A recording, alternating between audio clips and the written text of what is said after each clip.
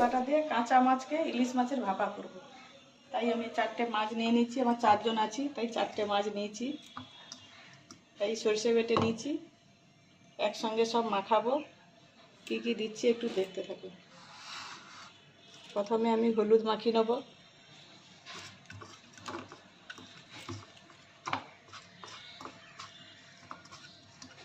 কাঁচা লঙ্কা সরষেটা আমি বেটে রেখেছি, এটা আমি একসঙ্গে মাখিয়ে নেব। কালারের জন্য আমি অল্প একটু লঙ্কার গুঁড়ো দেবো।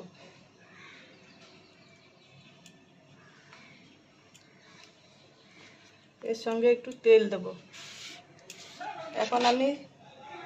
এখন একটু সাদা তেল দিচ্ছি, উপরে আমি সরষের তেল দেবো, দিয়ে ভালো করে মাখিয়ে নেব।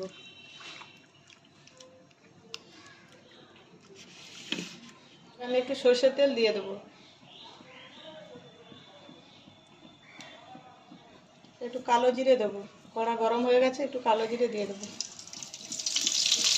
ওটা কাঁচা লঙ্কা দিয়ে দেবো। মেখে রাখা মাছটা আমি ঢেলে দেবো।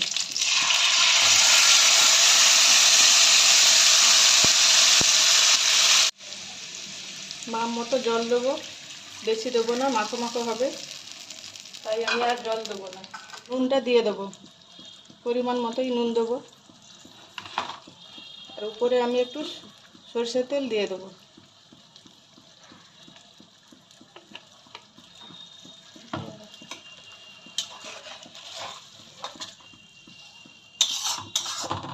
আর জল দেবো না, আমি 5 মিনিট ঢাকনাটা দিয়ে দেবো, একটু খুলে দেখব।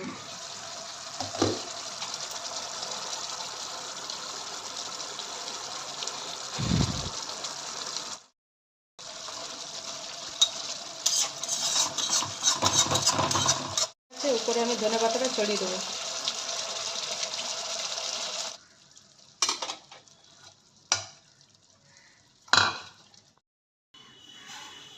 সরষে বাটা দিয়ে ইলিশ ভাপা হয়ে গেছে। ভালো লাগলে কমেন্ট করে জানাবেন।